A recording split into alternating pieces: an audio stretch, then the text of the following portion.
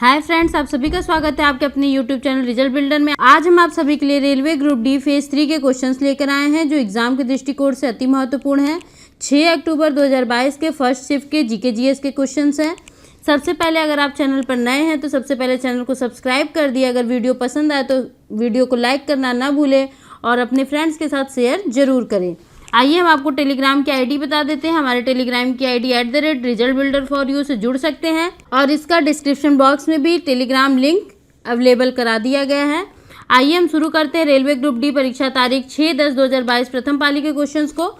सबसे पहला क्वेश्चन देखिएगा, किसमें लिंग गुणसूत्र का एक पूर्ण युग्म मौजूद होता है? तो मानव मादाओं में मौजूद होता है। क्वेश्चन नंबर सेकंड देखिएगा, रामनवमी एक हिंदू वसंत उत्सव है जो भगवान राम के जन्मदिन पर मनाया जाता है और यह सामान्यतः किस महीने में मनाया जाता है? तो यह अप्रैल के महीने में मनाया जाता है। क्वेश्चन नंबर थर्ड देखिएगा, इनमें से कौन सा अम्ल युग्म अमोनियम क्लोराइड का लवण उत्पन्न करेगा? तो HCl NH4OH उत्पन्न करेगा। क्वेश्चन नंबर 4 देखिएगा, लोकपावनी और भवानी किस नदी की सहायक नदियां हैं?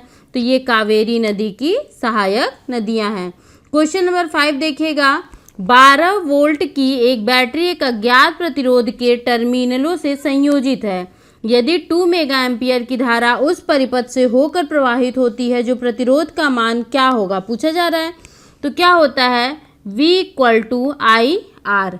यहाँ पर क्या दिया हुआ है? V बराबर 2 वोल्ट दिया हुआ है, I = दिया हुआ है 2 मेगा एम्पियर। तो इसको चेंज कर लेंगे तो 0.002 एम्पियर हो जाएगा। अब हमको क्या निकालना है? यहाँ पर क्या पूछा जा रहा है? प्रतिरोध R निकाल लीजिए।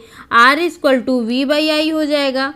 12 डिवाइडेड बाई 0.002 = कितना हो जाएगा? 6000 ओम। इसको सॉल्व कर लेंगे तो 6000 ओम हो जाएगा। ये हो गया आंसर। क्वेश्चन नंबर 6 देखिएगा, भारत की कोविड-19 के विषय विशेषज्ञ समिति SEC ने 2021 में 2 से 18 वर्ष के आयु वर्ग में चरण 2 और 3 के नैदानिक परीक्षण के लिए इनमें से किस टीके की सिफारिश की? तो कोवैक्सीन की सिफारिश की गई थी। क्वेश्चन नंबर 7 देखिएगा, भारत के संविधान के किस अनुच्छेद के खंड 2 के अनुसार भारत के राष्ट्रपति भारत के मुख्य न्यायाधीश की नियुक्ति करते हैं? तो इसका आंसर हो जाएगा अनुच्छेद 124। क्वेश्चन नंबर 8 देखिएगा, किसे मेजर ध्यानचंद खेल रत्न पुरस्कार 2021 से सम्मानित किया गया है? तो नीरज चोपड़ा जी को सम्मानित किया गया है। क्वेश्चन नंबर 9 देखिएगा, मेढकों में मानव की तरह ही एक जोड़ी फेफड़े होते हैं लेकिन वे किससे श्वसन करते हैं? तो वे आर्द्र और श्लेष्मी त्वचा से, स्लीपरी एंड मॉइस्ट स्किन से श्वसन करते हैं।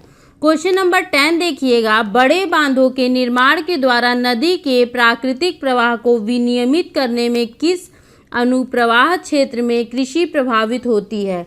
तो बाढ़ से खनिज समुद्र तलछट के वार्षिक जमावों को अवरुद्ध करने से प्रभावित होती है।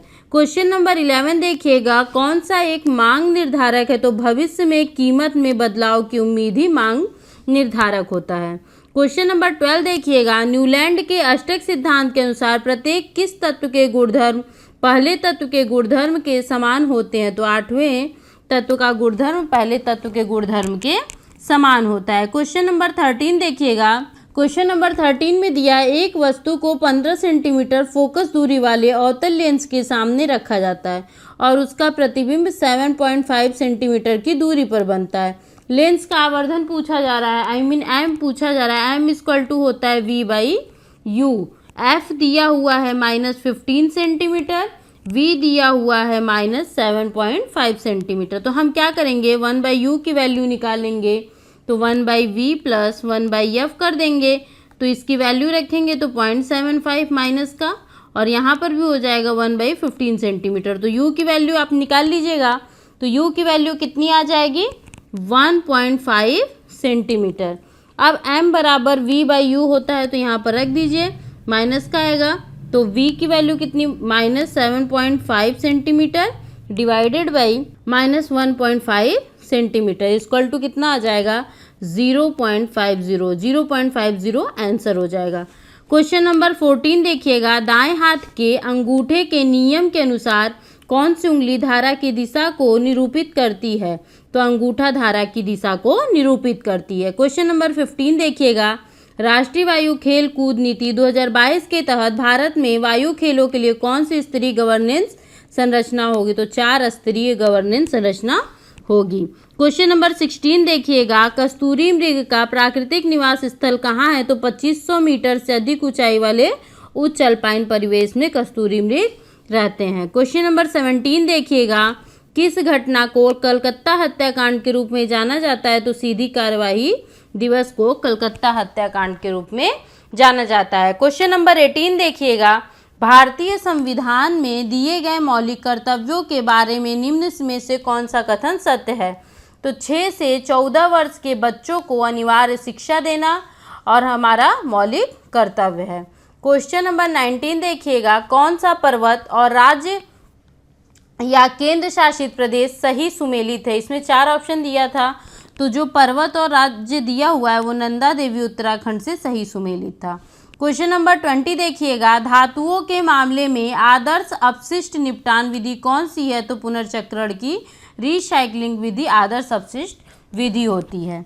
क्वेश्चन नंबर 21 देखिएगा, किस पंचवर्षीय योजना में बुनियादी एवं भारी उद्योगों की स्थापना पर जोर दिया गया ताकि तीव्र औद्योगिकरण, आत्मनिर्भरता और प्रौद्योगिकी विकास के लिए एक ठोस आधार स्थापित किया जा सके? तो दूसरी पंचवर्षीय योजना होगी। क्वेश्चन नंबर 22 देखिएगा, कार्बन की संयोजकता कितनी होती है? तो कार्बन की संयोजकता 4 होती है। क्वेश्चन नंबर 23 देखिएगा, संविधान के किस अनुच्छेद के तहत जो राज्य के नीति निर्देशक तत्वों में से एक को प्रतिस्थापित करता है में यह निर्देशित किया गया है कि राज्य ग्राम पंचायत का संगठन करने के लिए कदम उठाएगा और उन्हें ऐसी शक्तियां और प्राधिकार प्रदान करेगा जो उन्हें स्वायत्त शासन की इकाइयों के रूप में कार्य करने योग्य बनाने के लिए आवश्यक होगा? तो 40। कौन सा संविधान का अनुच्छेद? संविधान का अनुच्छेद 40। निम्नलिखित में से कौन सा कथन सत्य? इसमें 4 ऑप्शन दिए गए थे, तो तत्वों के भौतिक और रासायनिक गुणों की तुलना करने के लिए वर्गीकरण आवश्यक है। क्वेश्चन नंबर 25 देखिएगा, लवण जल के विद्युत अपघटन के दौरान कौन सी गैस उत्पन्न होती है? तो पॉप ध्वनि के साथ जलती है, तो H2 जो है वो उत्पन्न होती है। क्वेश्चन नंबर 26 देखिएगा, किस वर्ष भारत सरकार द्वारा कुछ निश्चित आवश्यकताओं की पूर्ति करने वाली भारतीय भाषाओं को शास्त्रीय भाषा घोषित करने का निर्णय लिया गया था? तो 2004 में। क्वेश्चन नंबर 27 देखिएगा, मार्च 2022 में विद्यालयों में हेल्थ क्लिनिक स्थापित करने की परियोजना के तहत छात्रों के शारीरिक और मानसिक स्वास्थ्य को बेहतर बनाने पर ध्यान देते हुए एक सरकारी विद्यालय में हेल्थ क्लिनिक का उद्घाटन भारत के किस राज्य में किया गया था? तो दिल्ली में किया गया था। क्वेश्चन नंबर 28 देखिएगा, कार्बन के बारे में कौन सा कथन सत्य है? तो कार्बन प्रकृति में अधातु है।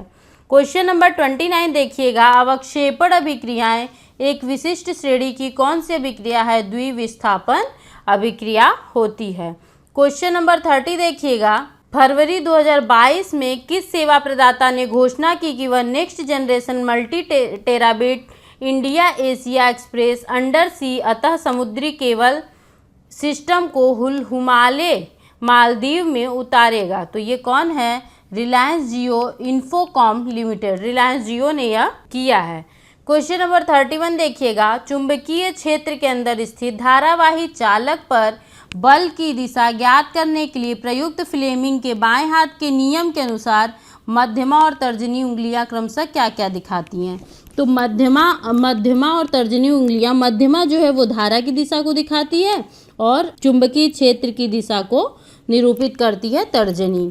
क्वेश्चन नंबर 32 देखिएगा, 5 मीटर लंबाई वाले एक पदार्थ की प्रतिरोधकता 1.6 × 10⁻8 ओम मीटर है। यदि पदार्थ की लंबाई में 10 मीटर की वृद्धि की जाए तो प्रतिरोधकता का मान क्या हो जाएगा?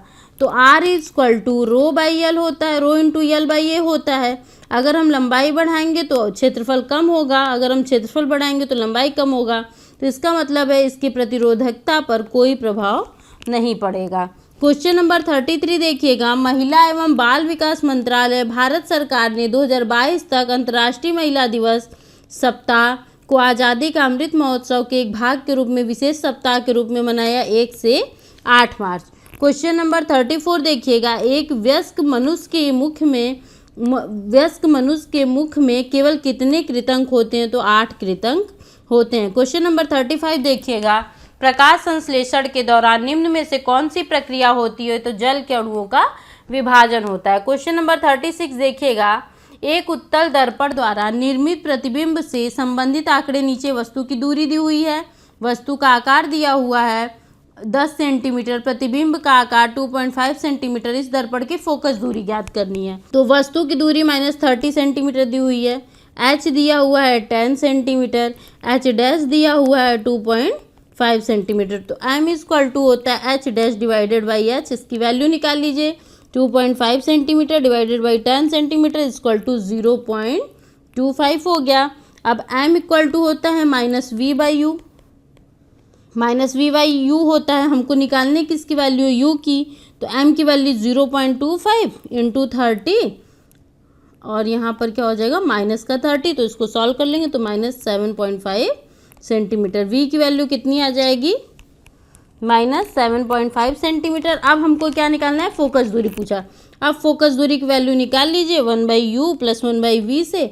आप इसका मान रखेंगे तो f की वैल्यू कितनी आ जाएगी? 10 सेंटीमीटर। v की वैल्यू दी हुई है, u की वैल्यू ये है, आप रख के f की वैल्यू निकाल लीजिए। क्वेश्चन नंबर 37 देखिएगा, जैन धर्म में तीर्थंकर किसे कहते हैं? धर्म का रक्षक एवं आध्यात्मिक शिक्षक जो मोक्ष या मुक्ति का मार्ग बताता उसे जैन धर्म में तीर्थंकर कहते हैं।